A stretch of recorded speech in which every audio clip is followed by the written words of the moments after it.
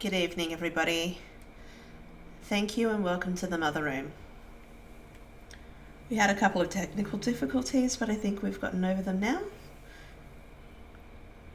So if you could just wait one moment, we'll get started quite soon.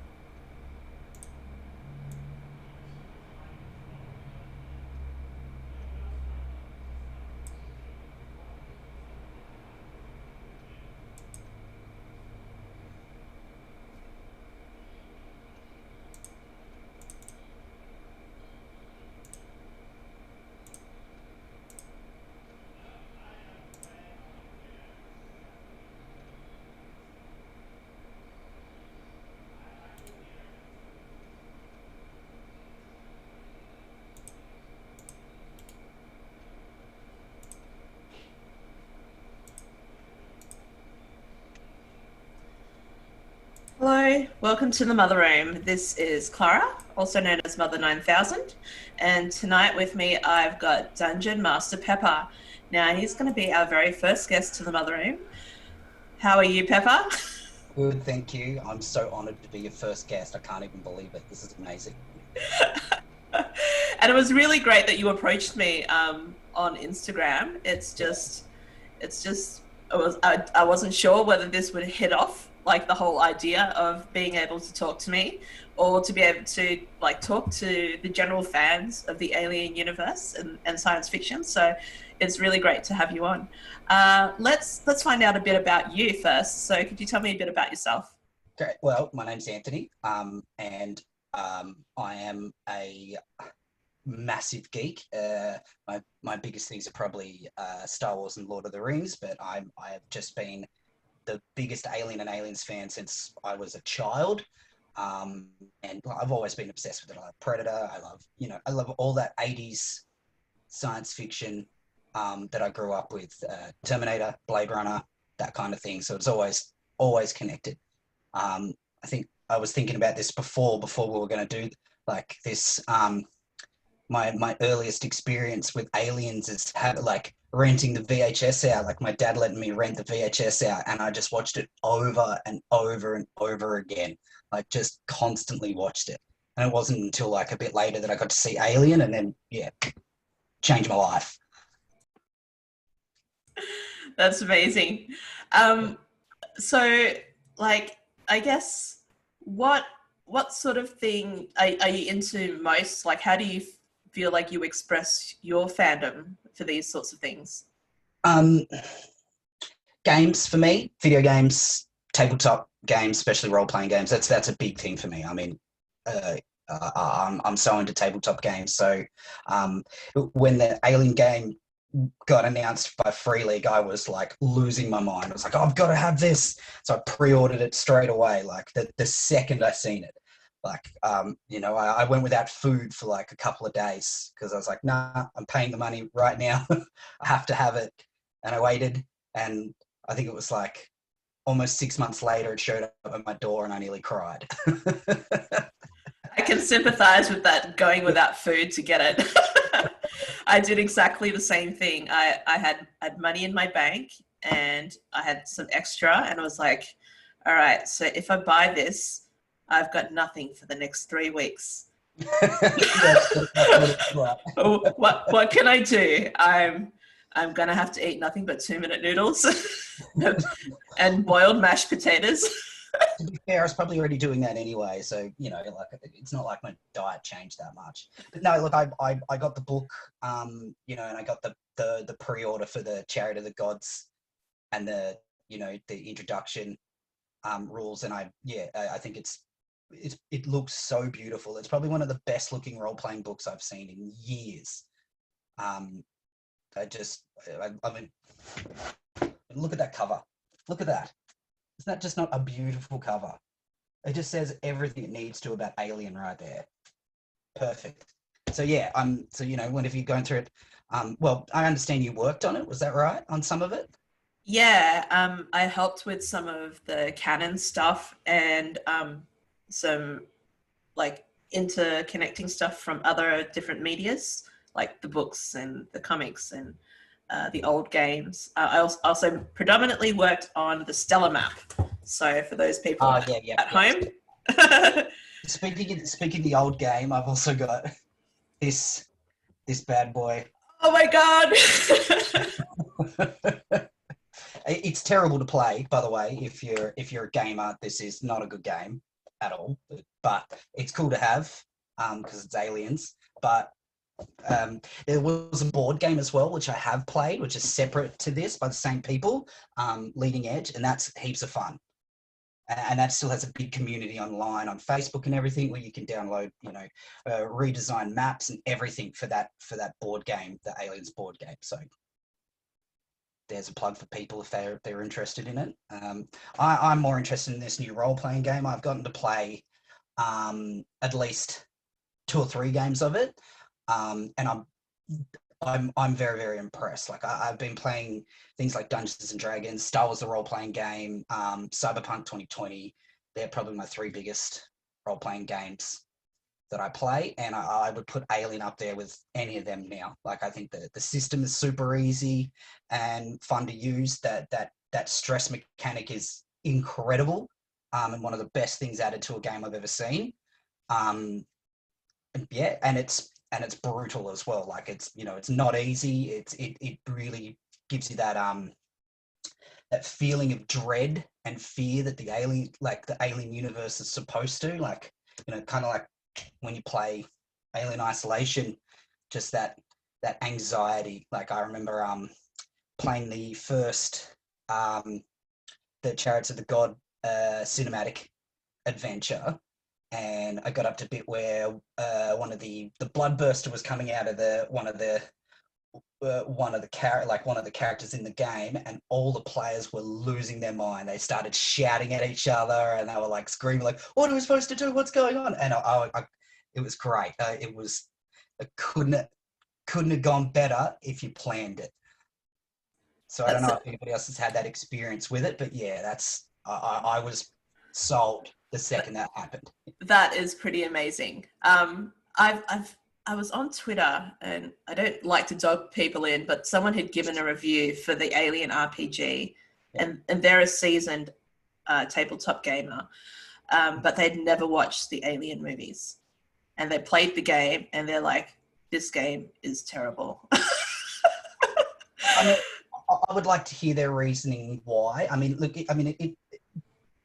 board games, role-playing games and stuff are always going to be personal preference. I mean, for example, one of the games I play, Cyberpunk, is really, really rules heavy, and it was done in the 80s, and it hasn't really changed much since the 80s. So people give it a hard time because, they're used to Dungeons and Dragons, hit points and a very easy system. But,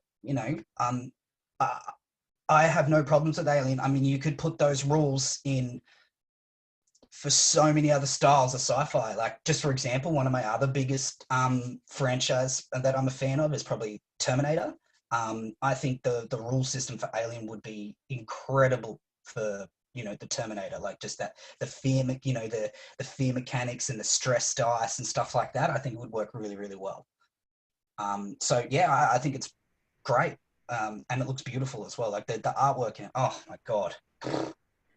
Like even if you don't like role-playing games or anything, if you're an Alien fan or an art fan, like if you do graphic design or whatever, that book should be on your shelf. 100%. I wanted there to be like much more art, but I'm hoping that there'll be like something in future which will have like more of the monsters and the creatures, kind of like similar to the way the Colonial Marines technical manual was like giving the different sorts of aliens that you could fight against. Oh, you mean this technical manual? Yes, exactly. Yeah, great book too. Yeah, I love that book. I think with a role playing book like that, it's kind of hard because like you need to be able to get all the fluff, the rules, everything that you need in there to be able to create characters and and do games. It's a it's a tight. It's a fine line, of course, and they've already got other stuff coming out soon, like a starter kit, which looks really good, and then there's the Destroyer of Worlds cinematic add-on that looks pretty cool, so I'm excited for that. And then there's going to be a Colonial Marines campaign guide, so I reckon that'll give you a bit more stuff. But I think for me personally, there's enough in that book with or without artwork to be able to do most things Alien adventure wise. But I mean, I know some people have sort of had a couple of criticisms with like, oh, there's not enough for me to do anything with it. And it's like, well, not trying to be rude, but use your imagination. It's like, you don't need to stick to the canon. Like, just play a game, just write something out, like steal your favorite science fiction or horror thing. With The Thing, there we go. Turn The Thing into an adventure for Alien, the role-playing game, and away you go. That would be amazing. I think as well that like maybe the people who are playing the games, they're not familiar with the extended universe, so they don't know about all the different books, the canon books that came out, like Out of the Shadows, River of Pain, and Sea of Sorrows. Then you've got all the comics that happened recently. I think that if you could base it adventure and on stuff like that, it would be really cool to like do Aliens Defiance or Dead Orbit or even Dust to Dust, knowing that like 90% of the people are going to die anyway, but like you could play out as all the characters and see who's going to survive. It'll be different from that's a great idea. Outcome. And there is like a whole back catalogue of Dark Horse Comics Alien stuff that you could just pick and choose for your adventure. So what I really liked about that Alien book as well, I think this is probably going to be our biggest topic, is the role-playing game. That's all right. That's what I said it was going to be about, so that's all good. Yeah. So it's because it's a big thing for me. Like it's got me back into Alien again. It is just I think it'll reinvigorate Alien and its extended universe. Like, I'm not sure if you know, but like that's probably a big thing. But back in the late 80s, early 90s, is a bit of a side history lesson. I'm sure a lot of people know this, but Star Wars was actually a dead franchise. It was pretty much gone. Nobody cared about it. Nobody gave a crap. And then there was this company called West End Games, and they wanted to do a Star Wars role-playing game, a Dungeons and Dragons, but in Star Wars. And they literally bought that franchise back from the dead by making a role-playing game and creating the extended universe, back then. So, I mean, I think with something like, if Free League stick to Alien and really bring out lots of books and lots of information and, stuff like that, they can really create a universe out of it. And, when people are writing books or coming to the Alien franchise and saying, hey, I want to write an Aliens book, they can go, here you go, read this, write a book. That's pretty cool. Yeah, totally. Would you make like, there's a lot of people out there who are like, tabletop RPGs are for complete nerds. I don't do that. I just watch the films, or I don't even read the comics and the books. Yeah. What sort of recommendation would you make for people like that? Alien, to get them into something like role-playing games, I'd probably do one of those cinematic scenarios. And they're really cool because that's not really something that you always get with role-playing games. A lot of role-playing games are campaigns where they continue on and on and on, like a TV series almost. The cinematic style of role-playing where you put together, or they're pre-made, which is what they seem to be doing a few of. There's already 3 of them. What is there? There's Chariots of the God, Hope's Last Stand, and then there's going to be Destroyer of Worlds. That's 3 cinematic adventures, and that would go for 3-4 hours each. That's a pretty good session. You get some friends around. You give them everything's planned out for you, and you can literally just play this Alien movie over a period of a few hours, and then it's done. You don't have to say, oh, well, we'll leave it here and come back next week, and we'll leave it here and we'll come back next. You can really, it's almost got that semi beer and pretzels sort of thing going on with it, like a lot of people like board games like that, so they're easy to get into. I think Aliens is simple enough to do that. Well, excuse me, Alien, the role-playing game, is simple enough to be able to do that, where like the rules aren't too heavy. The game's mother or the games master, whatever you want to call yourself, you don't need to know the full thing. Just follow the booklets and bang, you'll get an adventure. You'll have fun. Like, Yeah.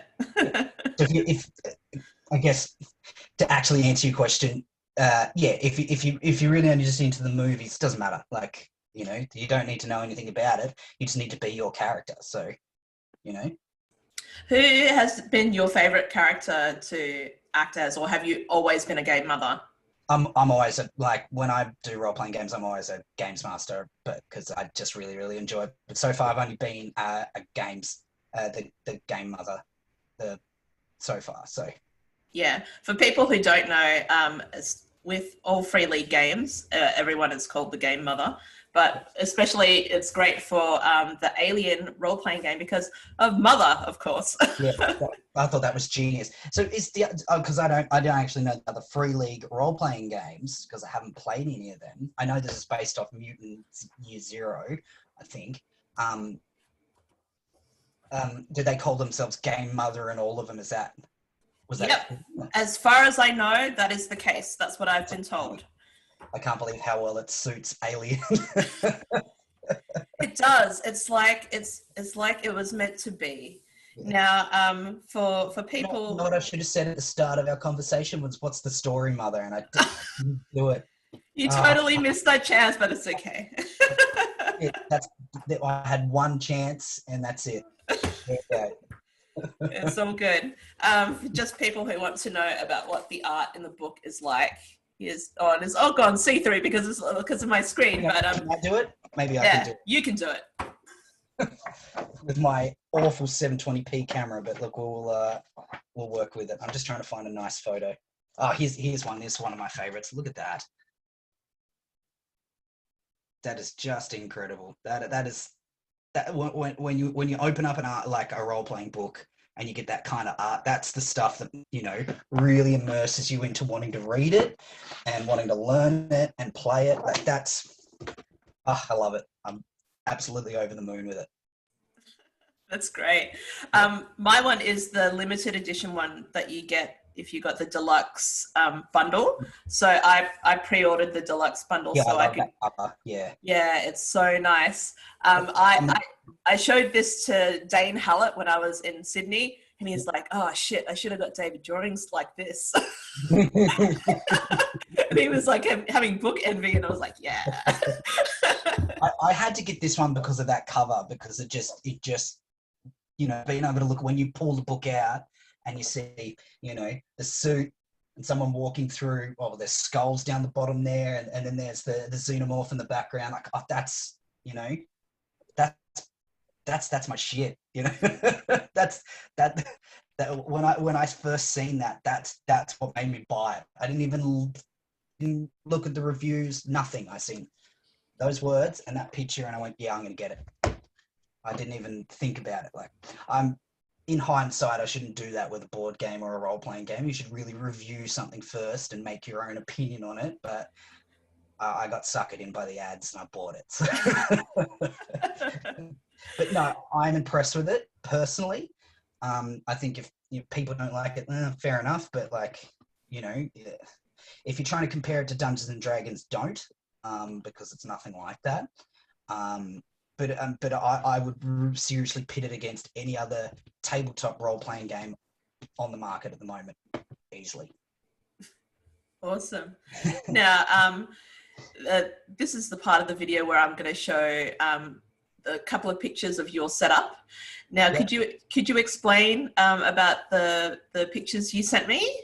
So what I do with my role-playing games, because I can't afford plastic miniatures and I'm so overpainting them, and I'm not even that good at it, to be quite honest with you. So I came up with, I started Google searching cardboard or paper minis and printing them off, or I'd get a template of them, and I would put little pictures in and then print them off onto 200 to 300 GSM cardboard and cut them out, fold them, and then from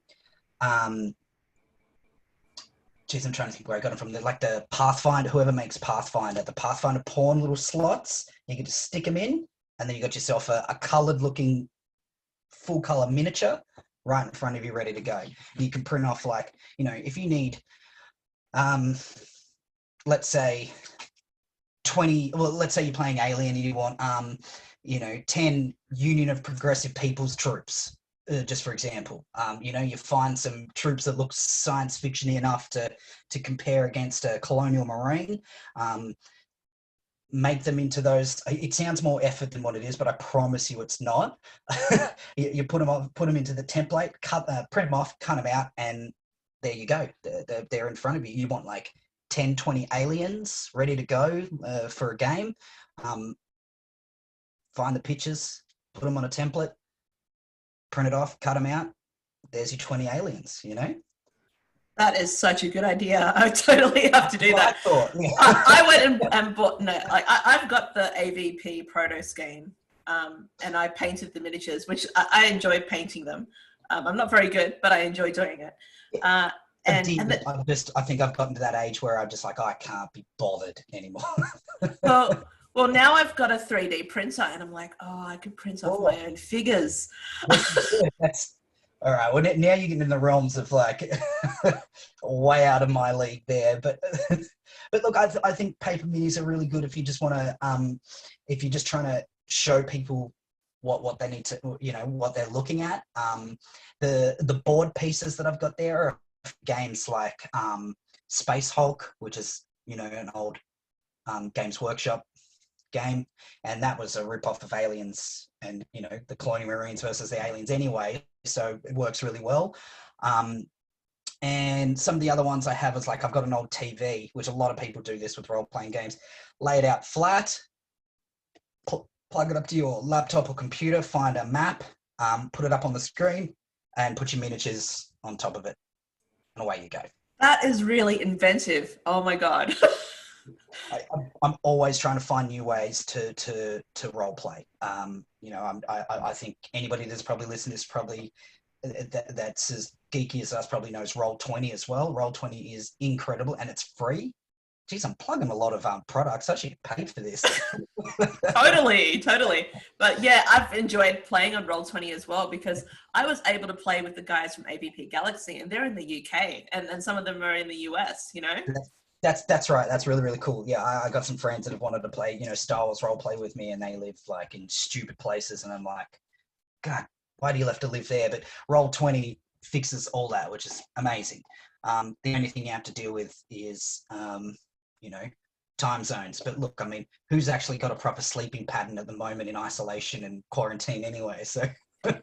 Yeah, like I got up at like 5 a.m. to play, and I'm willing to do that because I couldn't find anyone local to me. Well, now I know you. So for people who don't know, Dungeonmaster.Pepper just happens to be in Melbourne.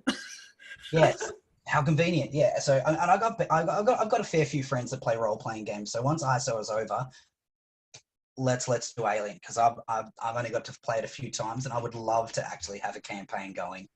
Fuck yeah! I thought you'd be excited. Yeah. Oh my God, it's amazing! I want to geek out with you. That's cool. Yeah. But yeah, so I'm going to ask you some questions now, because now I've turned the interview around. So you got to work with Free League doing the some of the canon on this, which I'm so into. I even though it's very retro futuristic, like you know how I was talking about the UPP. You know, how they're supposed to be like the Soviet Russians of space, or they are actually. That's what they are. But, like so, I know the politics are very 80s in it, but it's great that you know that they've gone, look, we'll keep that, you know, because it was an idea that they come up with when William Gibson did his script for Alien 3. How did you get to this? Like, what did you do to get to that? Well, basically, Andrew Gasker approached me on Facebook Messenger and just shot a couple of questions at me because apparently some people had recommended me. He kept on asking people questions. They're like, "You should talk to Clara Feifei about that," and he was like, "Oh, okay, yeah, I'm a canon nerd." And I don't know a lot of it or much of it, but I'm really passionate. So if I don't know something, I'll go and do the research. But the main consultant for Alien canon is actually Scott Middlebrook from Alien Universe Timeline. He has an online website where Fox actually refer to his website because he goes through all the material and he documents absolutely everything, and it's all up there, and all people have to do is do a search and the information's there. But there's some stuff that isn't there because it's not related to the timeline. So a couple of things were like stuff from Alien Isolation, the different brands of like the beer and the cigarettes. I love all that stuff. Yeah, that's what I love about Alien is it's so lived in. Like it doesn't, you can, you especially from a role-playing perspective, when you're trying to do certain role-playing games, you have to try and, especially Star Wars, for example, is try and have and think of amazing technology and stuff like that to be able to immerse the characters or keep their attention so they're not like, on their phone while they're trying to role play kind of thing. Whereas, with something like Aliens, you can just go, you find a clipboard and it's got the information and there's paper and there's just normal things in front of you, even though you're in space. I think it just makes things a bit quicker and easier for you to be able to come up with on the spot. Yeah, definitely. That makes sense. It does. I think as well that because there's all these little details that fans like us appreciate, it kind of helps us kind of create our own characters as well. That's right. Yeah. Like Cham, for example, being a bit of a druggie. Yeah. Well, I mean, that's another big thing that I love about Aliens is it's bleak. It's realistically bleak, which is pretty interesting for a Hollywood sci-fi series anyway. I mean, every single one of the Aliens films, even Resurrection, which I think is an awful film, by the way. I'm sorry, it's just terrible. Oh no, my baby. I'll get into my theory, but can I say, now that I've sidestepped the question, Alien 3 is an absolutely underrated masterpiece. That's good. and the director's cut of it, the production cut or whatever it's called, there's a name for it, I can't remember, but it's the special edition that's on every DVD and Blu-ray anyway. It just makes it so much better. And those people that complained about Newton Hicks dying, they didn't get to be in the film, why didn't they get a cool death, blah blah blah. Grow up. It's Alien. They're supposed to die bad. The fact that they died in a crash is fantastic. I think that's stroke of genius. How depressing is it? Ripley meets this wonderful man, tells them their names, Dwayne, what an awful name. But anyway, and then he dies. Oh, it's so sad. It's amazing. She saves Newt from these aliens, goes back and saves her from the Queen alien, only to have her die in a crash. Beautiful. Absolutely beautiful. That's the way the Alien universe should be. It's bleak. It's not survivable. Yeah, and I guess even though Alien 3 is not one of my favorites, I actually quite love that about Ripley's journey. There's that theme of sacrifice, and losing her surrogate daughter after feeling having that loss of Amanda at Gateway Station after realizing that she's long dead, or that's supposedly what Burke has said to her. Something, yeah. So I think that's that's the way. The Aliens franchise is supposed to be kind of they're in space. It's the frontier. It's I mean, you think about all the frontiers we've had around the world here, where people have moved to places, where the environments are harsh and things like that. People have died of the most naturalist or boring things. Just because there's these xenomorphs running around that can, infect you with chest bursters doesn't mean that the rest of the world is nice. It's just another added thing that makes that world so awful to live in, but so interesting as well. Yeah, for sure. Yeah. So, So what were we going to say? I was going to say, I was thinking about like the canon and everything that you were discussing before and how you got involved in it. Does that mean that this dumpster fire here of a game, even though I enjoyed it, is canon or not? Can we finally put to rest whether Hicks is alive or not? The intention was that it was supposed to be canon, but after its reception and the obvious flaws in the story, it kind of got retconned. Yeah. And the funny thing is, Alien Isolation wasn't intended to be canon at all, but it was so loved by fans that it became canon. So, you know. Well, there you go. There's a game for me that I would say is probably one of the best games like out in the past.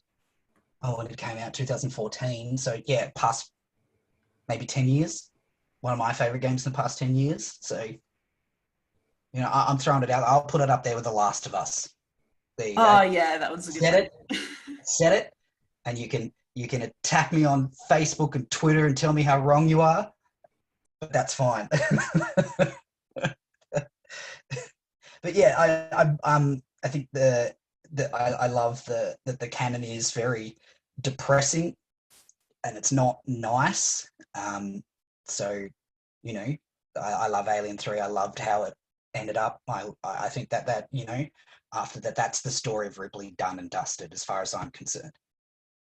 But I'm taking you like Alien Resurrection more than Alien 3. Yeah. Oh, I don't know. I just don't know how you can. I mean, it's. Well, okay. Like, I feel like I should stand up for Alien Resurrection. So, Okay, all right. When I watched Alien 3, I was a young teenage girl. And that is really like, it's really full on for a teenager to watch something like that, because you get this woman who used to be so strong and powerful, and she's just subjected to like the worst treatment. She's subjected to loss.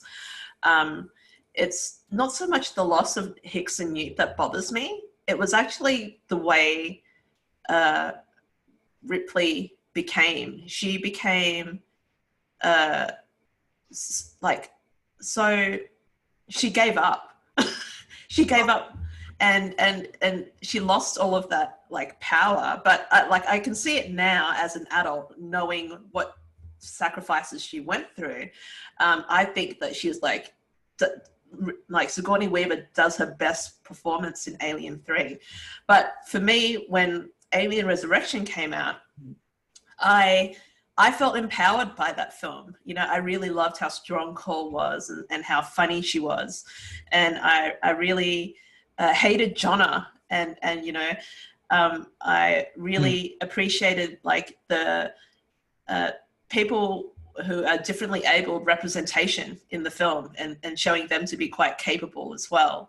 Yeah, that's cool. But I think Alien 3, despite being from a stage where they probably didn't think about that kind of thing, it definitely does. Like, you look at the prisoners, how they change who they are because they have to work together to kill this beast, and a lot of them aren't sort of intelligent, or they've probably got mental health problems and things like that, but they know how to survive. They know how to, they can work together. They're not useless. And I think I think Alien 3 really shows that it shows that there are these outcasts in the world, that they're either here now, or they could be, in the future, and they're not, they're just normal people.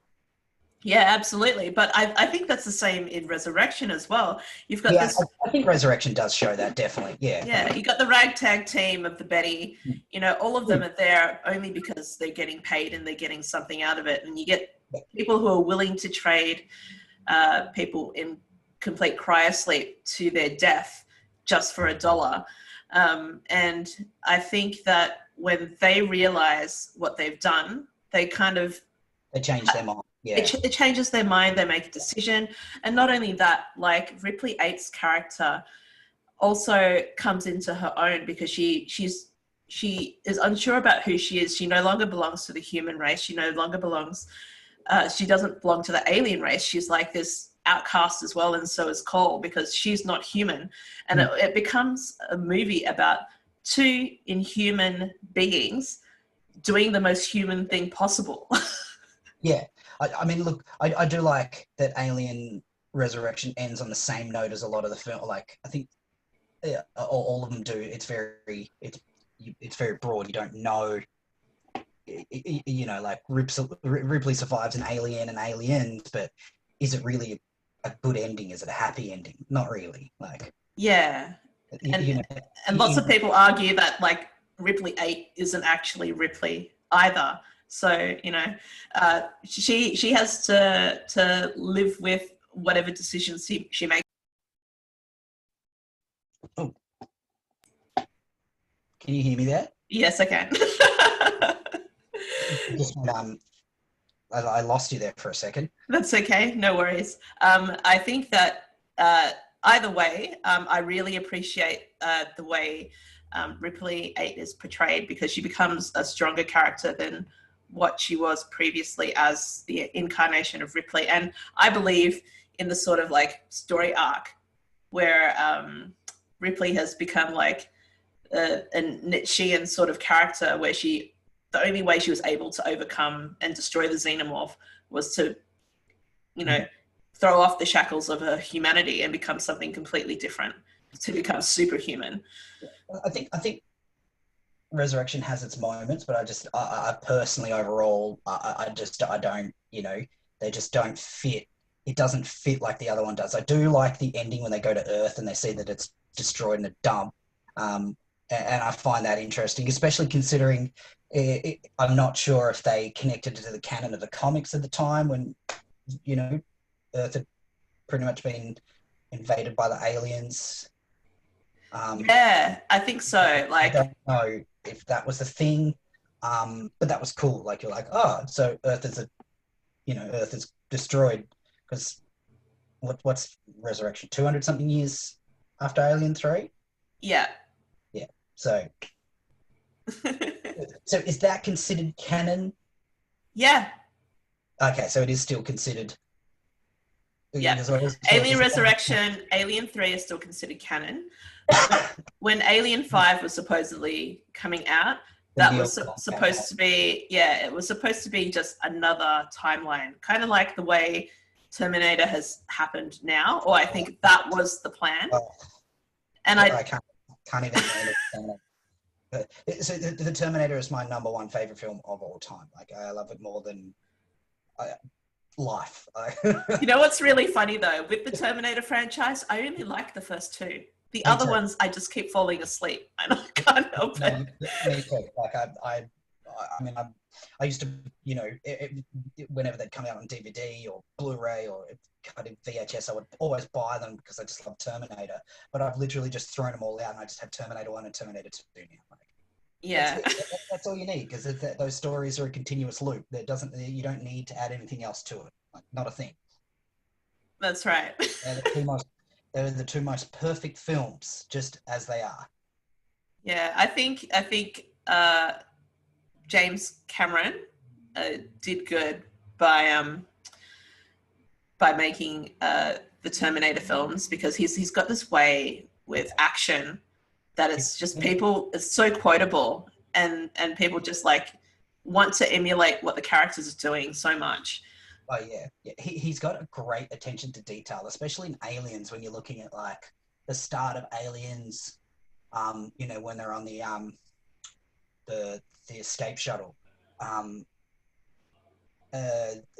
thing I've always noticed, like, because I would have forgotten it, the harpoon gun Ripley shoots the alien with an alien, it's still lodged into the door when the salvage ship cups open the door. Yeah. I'm like, oh, I love that. Like just that small little, tiny little thing from Alien, as a director and whoever he worked with, You know, which a lot of who he worked with on Aliens, he worked with, you know, beforehand with Terminator. So, you know, they've gone, oh, don't forget this bit, and it's just there, and it's just something that I 100% would have forgotten. You know, and in 1986, you don't think about like, you know, Twitter nerds like getting online and going, hey, you didn't add this, blah blah blah, like what's going on with this, you know? Yeah, for sure. And I think like you as a Star Wars nerd, I can attest to the type of people that see the smallest thing and they just like lose their mind over it. Like, you know, so you know, you just if that was in a Star Wars film, there would be 50 articles on why it was wrong and how did they miss this, blah blah blah. You know, whereas you don't get that with Aliens. So Yeah, I think that maybe with Alien, we know that those details don't matter. We care more about the characters and what's happening that's right. than, Yeah. than the set dressing. Yeah, but that's right. But the thing is that attention to detail is there anyway. I mean, it's there in Aliens. It's there in Alien 3. And look, it's even there in Resurrection. So, you know. It's even in the games. It's like, Yeah, for example, like Isolation, we were talking about like the beer and the different cigarette brands. that's right. There's posters in Sevastopol Station, the Uh, graffiti. yeah, I Oh love my God. I just spent I recently got it again on PC because I've only ever played it on PlayStation and Xbox. Because I got a new computer and oh my god, the difference is night and day. I've just been up on my TV just going, I can't believe how good that game still looks. But I think it just it captures every element that an Alien film should have, and plus I can't even finish it because it's so terrifying. Me too. It's ridiculous. Like it's taken me so long to get where I am in it because like it just gives me anxiety. Me too. Like I play it with like headphones on and the lights out. And that's a really bad idea because after that I can feel my heart beating too hard and I can't go to sleep. Yeah, a friend of mine live streamed herself playing it and she had to pause and she was like, I can't do this. Like, this is ridiculous. Like, I haven't even seen the alien yet and I'm like in shock. I'm up to the part where you're in medical and you're supposed to get that pass and get back to that guy, and I just can't do it. Every single time the music and I hear this, dum, dum, dum, dum, dum, I'm like, oh Yeah. Oh, God. Yeah. my god. Yeah. If you play it on the hardest setting, it's so difficult. Like it's just too much. Like the alien's way smarter than what it should be. But on the simplest difficulty, it's so dumb it'll just walk past you. So that's probably my only criticism with the game is the polar opposite between the two. You know, even in the middle, it's not like you don't feel like it's the alien. But if you play it on hard, you're like, oh my god, this is the alien. But it's too smart. Like you even breathe yourself wrong, and the alien knows. And it's like how? There's a really good like player of Alien Isolation, Alien Obsessive Disorder on Twitter, and she's in Australia. She's a Queenslander, and she's just obsessed with that game. She actually teases the alien. She'll go get the noisemaker and like one of those bombs and like set something up, throw the noisemaker down. The alien comes and she'll set the bomb off, and then the alien will go, ah! Just like run in the other direction. I remember I felt so tough when I got the flamethrower in Alien Isolation. Oh, that was great. Because you just flame it and it'd go away for like 10, 20 minutes and you'd be able to get stuff done. But Now, going back to the RPG, when you get the flamethrower, I thought like, oh, I've got the flamethrower, I'm going to be badass. No, I'm not. I was in a hallway and like the alien was on the other side. My crew members are there. But if I used the flamethrower, I would have burnt all of us. Yeah, see, it's a bit different playing a role-playing game to a video game because, you know, you have rules to factor in the fact that things can go really, really south. and you know, Alien RPG definitely does that in spades. Like, you know, like, I mean, you do something wrong and then you're just stressed out, and if you keep stressing yourself out, you start to get like mental disorders, which affect your character for the rest of the game, or for the, like if you're playing a campaign, you would have that mental disorder for the whole campaign. That's pretty funny. So that's really, really cool. But yes, that's right. Like, the flamethrower is a great idea in theory. But you have to roll for it and see if Yeah, it yeah. actually And works. that's right. Like, we're not all going to be Ripley with one. So, you know, Yeah, that's it. Did you have any other questions to ask me? oh, so many. Yeah, all of that. So did you also, when you were dealing with Free League and everybody to do with that, who did you speak to, or who came up with like the whole? Because what I found, one of the best things about this book so far is the life cycle of the alien, and just how much more they've added to it, and just how they've progressed through, like the aliens go through to like the Crusher and to the Queen and things like that, and how like if they're by themselves, they'll start to create a hive, and whoever they capture they'll turn into like a queen alien egg. I love that that's been added to this, because that has been questions have never been connected in a book, like a source material ever. So like I whoever was dealing with that, I wish I could take like credit for that, but that was all Drew. well, if you ever see Drew, give him a hug, because that is, that's something that, you can watch any theory video on YouTube, or speak to all your friends about Alien, about how what their life cycle is truly like. But until it's put down in a book that says that this is how it's done, and And I think the best thing as well is that the way he's written it in the book, because like he has to be careful not to contradict film canon, because that always trumps everything. yeah, This is all going under the assumption of human scientists studying this unknowable thing, which I and love, then yeah, which is what I felt like. So like it's there and it's written down. It's like, this is how it's done, but we don't know. But look, I mean, I think that the truth is, we can say that like all the films, they give you a certain amount of information about how the alien lives. And I mean, I'm not sure how much Dan O'Bannon had to do with aliens, but I mean, if he did, I'm sure he would have been the one that would have said a queen alien is fine.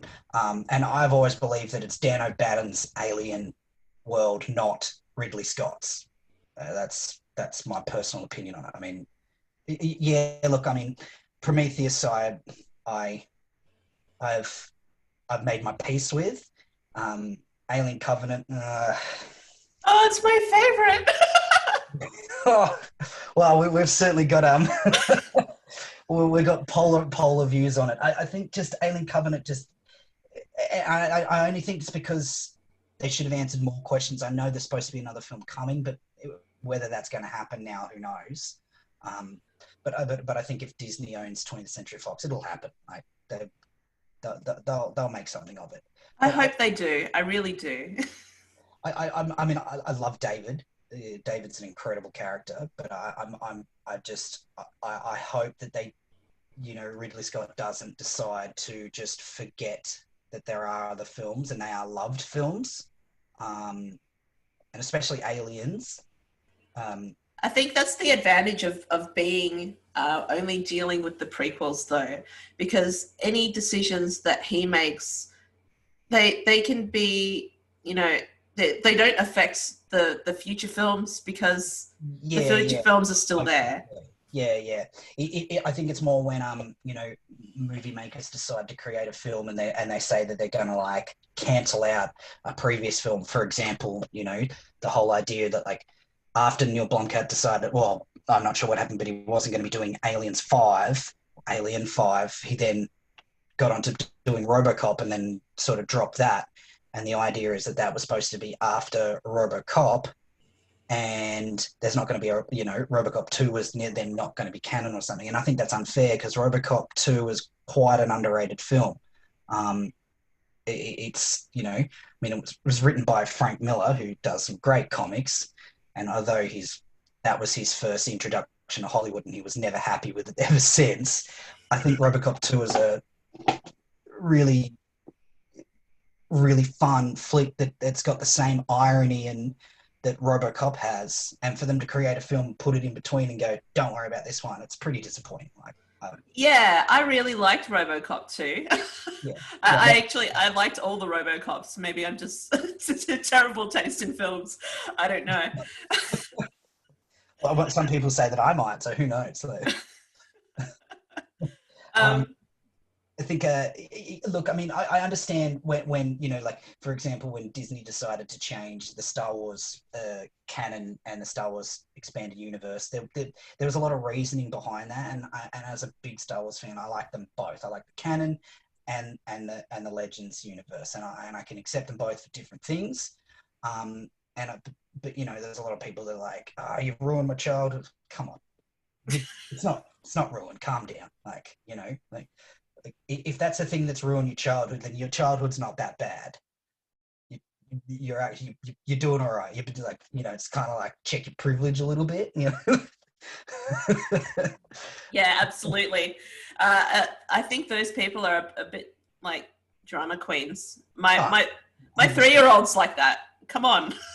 yeah. Like, don't get me wrong. I miss heaps of characters and stuff from the Star Wars universe. You don't think I don't miss them too? But like, it didn't ruin my childhood. Like, I'm not mad at Disney. I'm not going to lose sleep over it or cry or I'm right probably the world's worst Star Wars fan because I only liked Solo and Rogue One. I don't like any of the other films at all. now. They're probably that's probably understandable to a degree. Like, as a Star Wars fan, I like them all. I just enjoy them for what they are. I don't think they're any better or any worse. But I loved Solo and Rogue One personally as well. So especially Rogue One. Yeah, I just love how bleak Rogue One was for me. Me too. Yeah, no, that was like, especially someone that's really into, like yourself with Alien, the canon. Um, having a story about like, finding the Death Star plans. That suited me as a Star Wars fan, like massively. So yeah. So I think that's why canon is important, and I think that like if you have to change canon, I mean they did a soft reboot of Alien, so a lot of the books and the comics aren't considered canon after what was it like? Did they change it? Did they do it in 2000? Prometheus, Fire and Stone was the reset. But even then, now that's not considered canon, not 100%. Right. Only the Alien part and the Prometheus part, I think, is Aliens part and the Prometheus part is considered canon. But as soon as Predator comes in, as you know, Predator is not included in the Alien universe. It's not Yeah. actually considered part of it. Technically, yeah, they're the same, but not. Yeah. I mean, again, one of my introductions to like Alien and Aliens and stuff like that was the Aliens versus Predator comics by Dark Horse, the original one, and that is an incredible story. Like that story should have been what the film was, as far as I'm concerned. But I'm not in charge, so. But I even like Aliens versus Predator, the first film. That's great. Like, I think it's a fun film. The second one, a little less said about it, the better. So. Yeah, I didn't like AVP2. I can't imagine anybody with any taste buds. But I mean, I don't know. There's people out there that like, the Transformers movies, the Michael Bay Transformers movies. So what would I know? Yeah, and they make a lot of money, and that's what talks, Yeah. right? Especially in Hollywood these days. Yeah. And I can't. Yeah. Well, Aliens vs Predator Requiem certainly didn't make any money. So. True, very true. I was talking about the Transformers films, but yeah. Oh yeah. No, I was going to say yeah. I knew you were talking about Transformers, but yeah, if making money was their plan, they dropped the ball hard. Yeah. I mean, I would like to see Predator added to the canon in some way, maybe just as like a side book to the Alien role playing game to say, hey, you want to play Predator? Cool, you can. Because I think they connect pretty well. Like, You can definitely make up stats and stuff like that, but I think Free League actually have to get another license to Well, get they their will, yeah, they IP. have to pay for another license, and I don't think that, yeah, that would And probably be. I think the licenses they used to go for about 30K, but now they're about 100. So that's a lot of money to invest in something that may or may not sell. Yeah, yeah, well, that's right. Yeah, yeah, I didn't know it was like they've jumped that price. So I guess Alien is a big commodity now. So Yeah, at least under Disney it would be. yeah, yeah, that's right. Yeah, I mean, if they, yeah, so but at least they've got the license still, despite Disney owning. I think they took on the license when Disney had already bought the license anyway. Was that correct? It came along with 20th Century Fox. So when Disney bought out Yeah, 20th Century Fox Studios and all of the other parts of it, Alien and all of the other IPs came along with it. yeah, So now Disney have a fair few, and that could mean a whole league of different things. As you know, like the way that they've handled the Star Wars universe, some people are happy, some people are upset.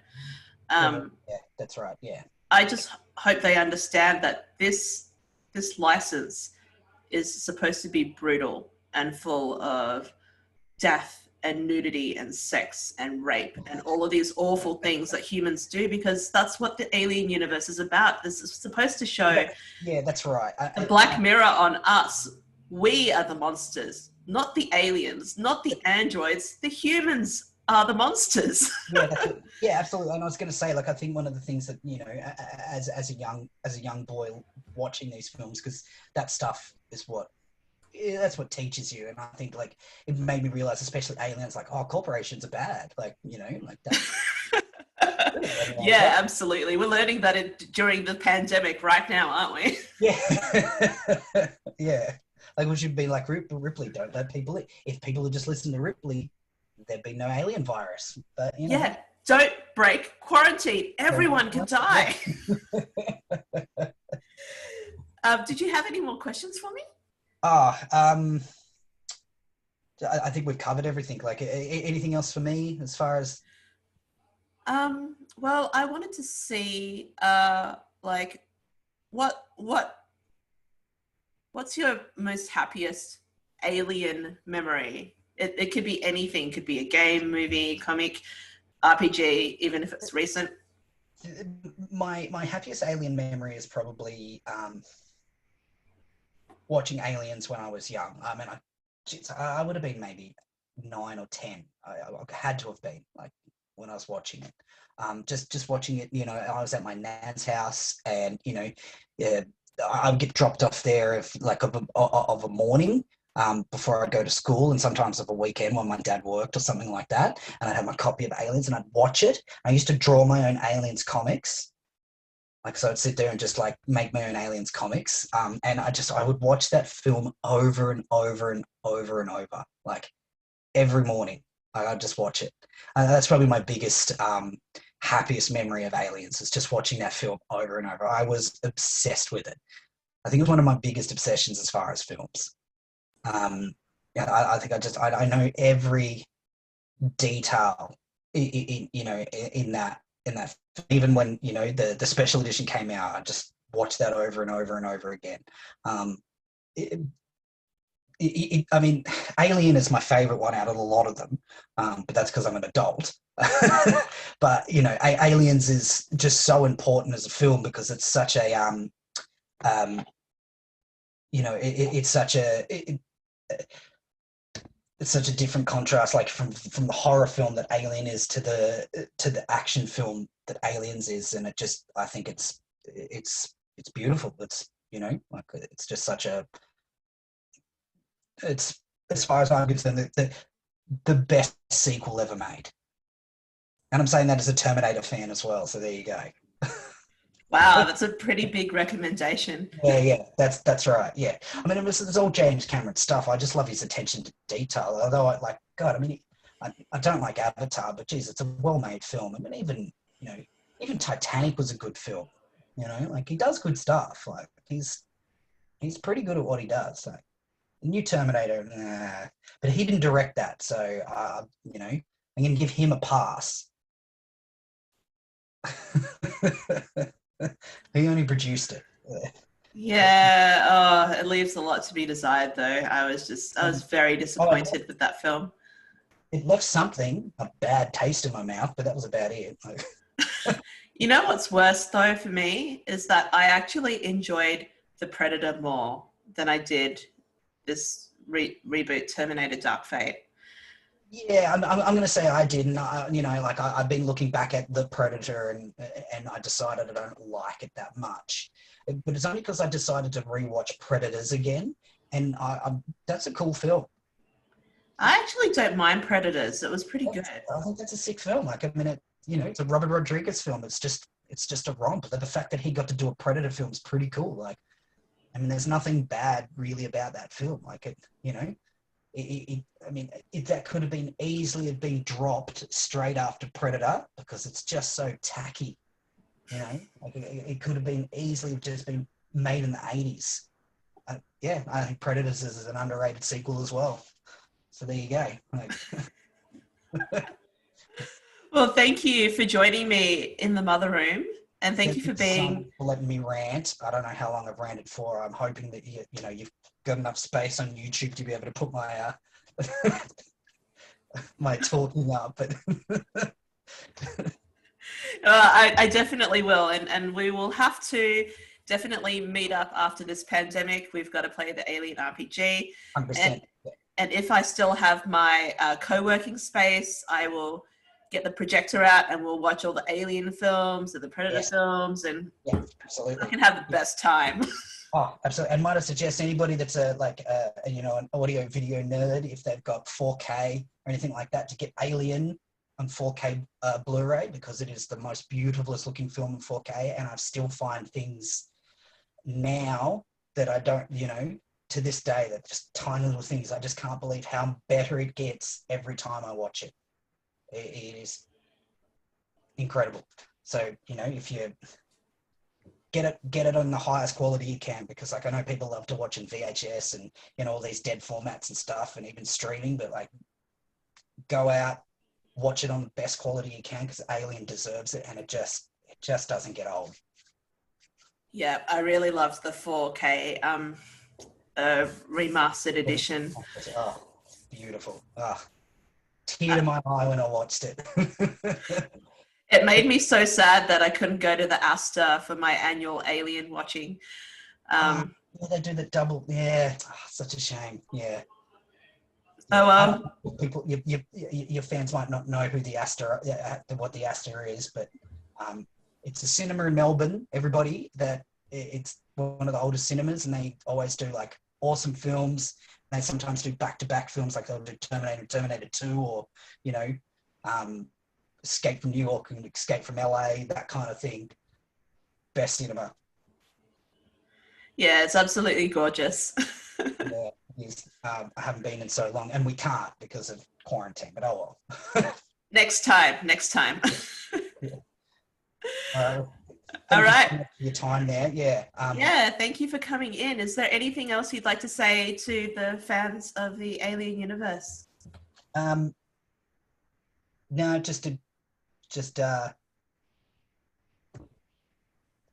get the Alien role playing book, even if you don't play role playing games, and you know, uh, in space, no one can hear you scream apparently. So yeah, just remember that.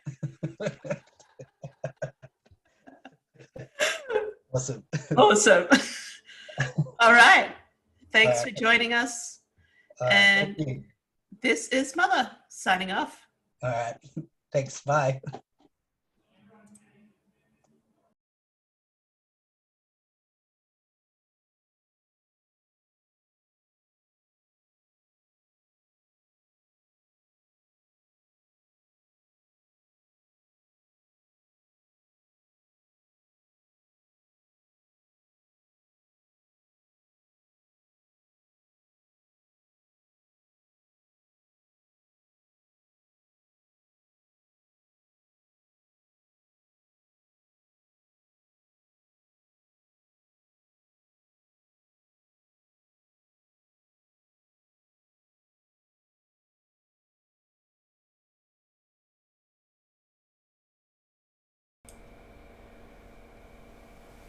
Thank you so much for joining us for our first episode of The Mother Room.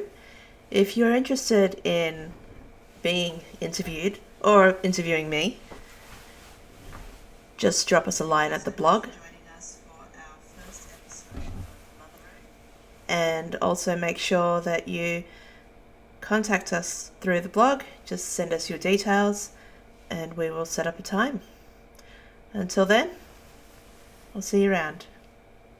Good night.